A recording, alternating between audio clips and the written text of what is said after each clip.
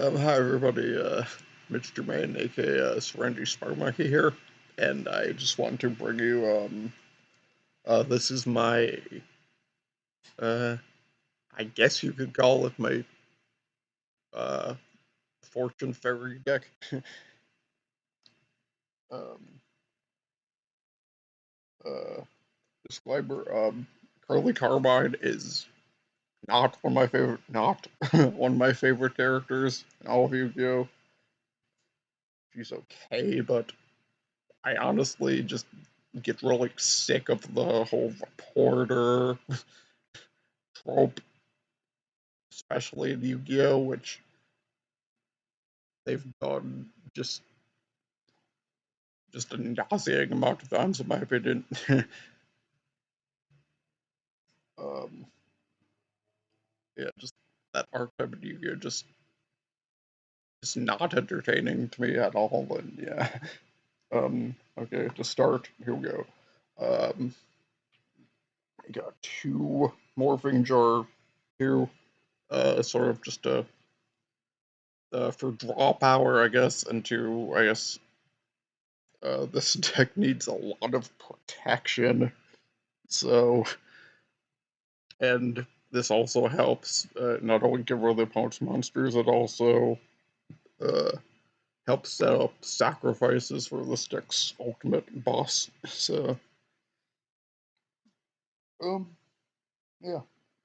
Another card to help draw power, and it's also a fairy, Skull Angle. When she's flipped, you can draw one card.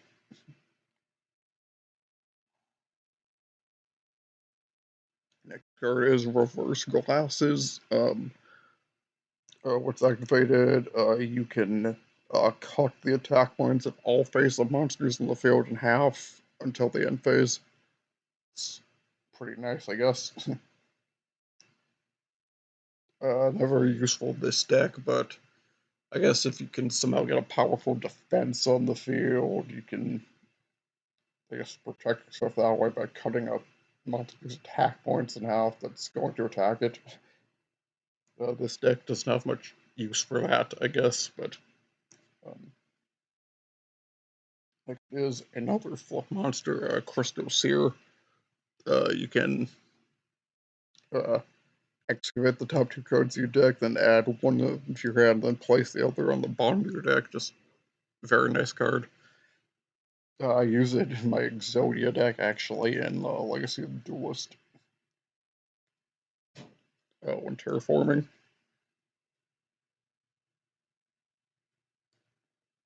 One, Ominous Fortune Telling. If you don't know what this card does, it's a pretty classic card, actually, but um, during your standby phase, uh, you select one random card to your opponent's hand, and you call the type of card monster, magic, trap, and if you call it right, the opponent takes 700 points of damage.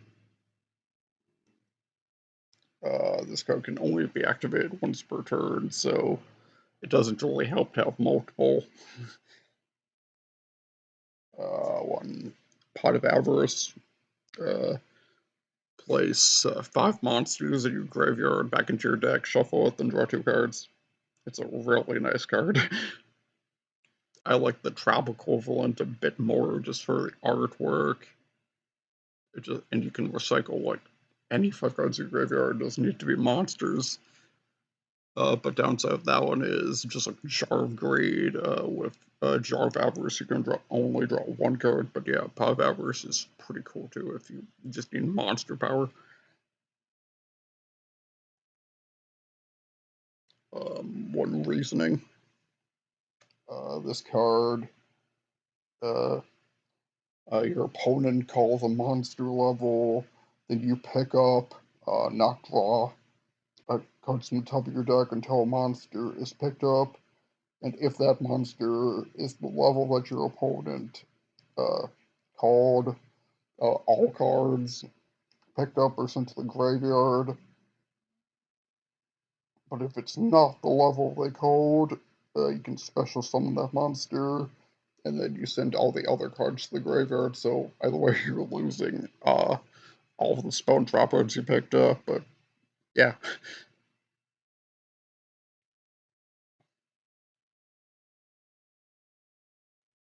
So I guess ideally, if I'm playing against this card, um,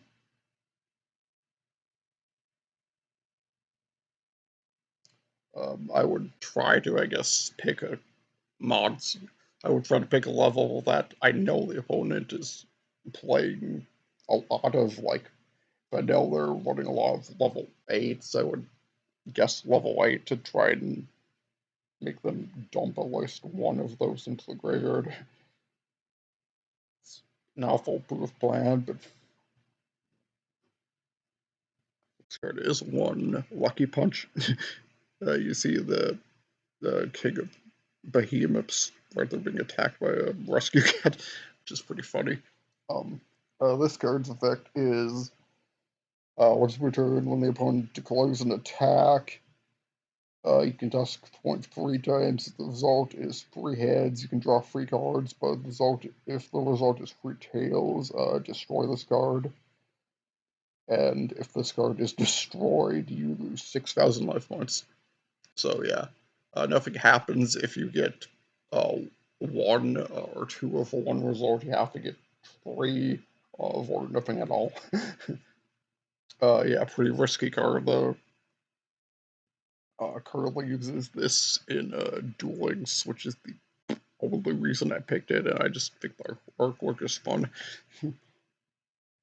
This isn't a serious deck at all, by the way. It's just kind of a fun deck. Next is um, Omega Goggles.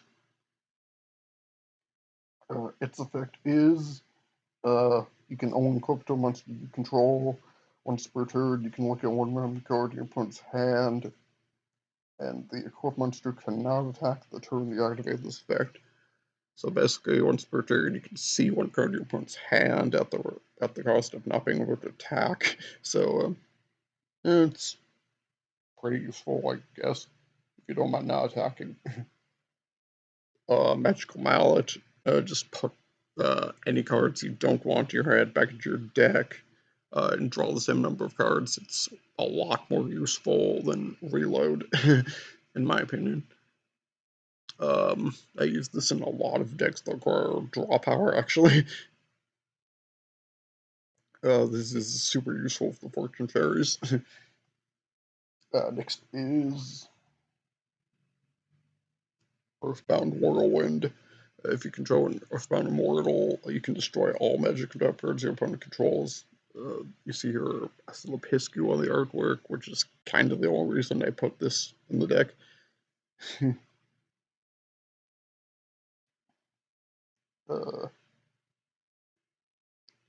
One copy of Lucky Loan. Um, you can target one Fortune Fairy you control and special summon one Spellcaster from your hand or deck whose level is 1 lower than that monster's. And during your next turn, you can summon any monsters except Spellcaster monsters. So pretty useful. This deck has other monsters besides Spellcasters, so not the best card for this deck, I guess. But yeah, it's could be useful.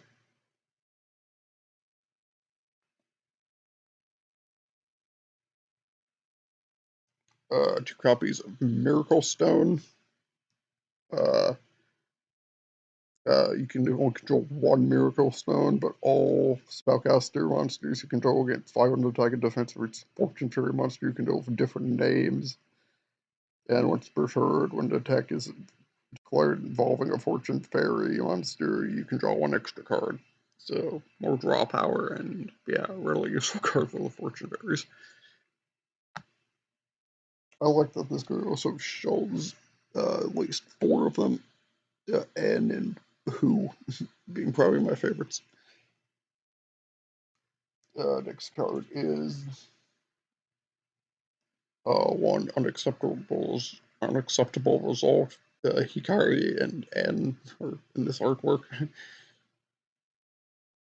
um, If you control fortune, if you control a spellcaster monster, you can summon a fortune fairy from your hand. It's always nice in activating their effects. Uh, 1 or 2 copies of Future Visions. Basically, when a monster is summoned, you can banish it. It's returned to the position it was summoned in during the next standby phase. Only works on normal summons though, I guess. So, um,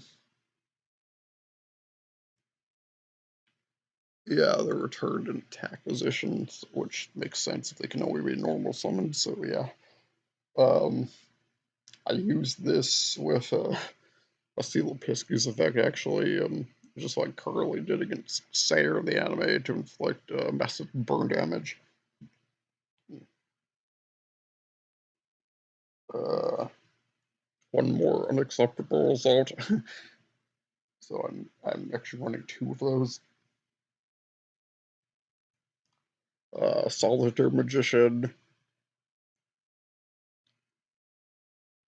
Her effect only works with Fortune ladies, which I don't have in this deck. So her effect is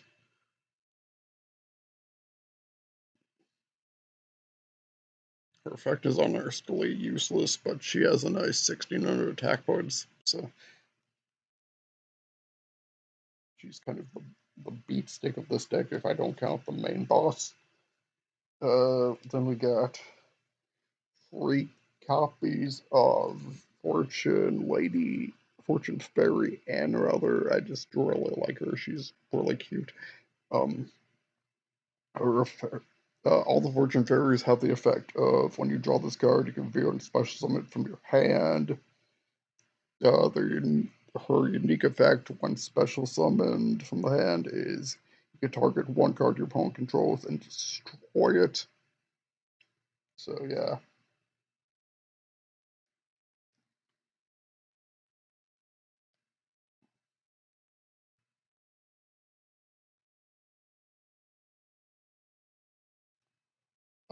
Fortune Fairy who? 3 of her. Um, her effect is you can target one of your banished spellcaster monsters and add it to your hand. A pretty useful effect, especially when comboed with, I believe it's Fortune Fairy Anne.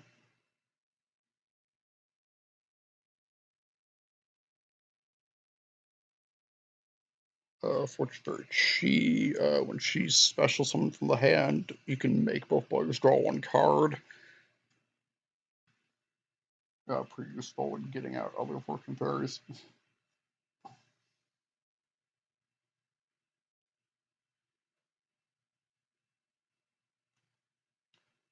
um, 3 copies of Fortune Fairy Hikari. Her effect is when she's special summoned from the hand, you can target 1 monster you control and send to the graveyard, and if you do, can special summon 1 level 1 spellcaster monster from your deck. Uh, she's really the only target for this effect, so do with that what you will, I guess. Again, this deck is meant to be good. It's meant to just be for fun. um,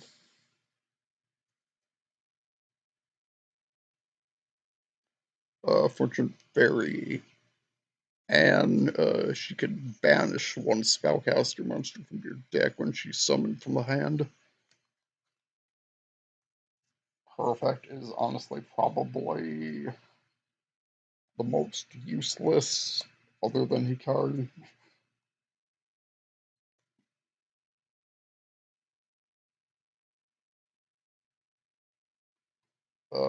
Fortune Fairy Sui, I got 3 of her. And when she special summons from the hand, you can target 1 other face of monster on the field and banish it into the standby phase of your next turn. So if you want to just uh, Back to the Future powerful monster, I guess. Yeah. Last but not least, the big boss of this deck. You probably saw this coming. Our fun murder was Aslla Piscu. Um, uh, its effect is there can only be one Earthbound Immortal in the field. If there's no field spell in the field, destroy this card. It can't be attacked, and it also can attack your opponent's life points directly. Its unique effect is when it leaves the field, um, except without the presence of a field spell card, I guess. um, destroy as many face-up monsters as your opponent controls as possible, and inflict 800 damage to your opponent for each of their monsters destroyed. Future Visions really helps with that a lot. Yeah, it's a pretty nice monster. It's inspired by the Nazca lines, obviously, and yeah, that was my 40 card Fortune Fairy deck. I hope you guys like it. Tell me which, go ahead and comment below which Fortune Fairy is your favorite. My favorite is obviously N. With that said, I'll see you. Bye.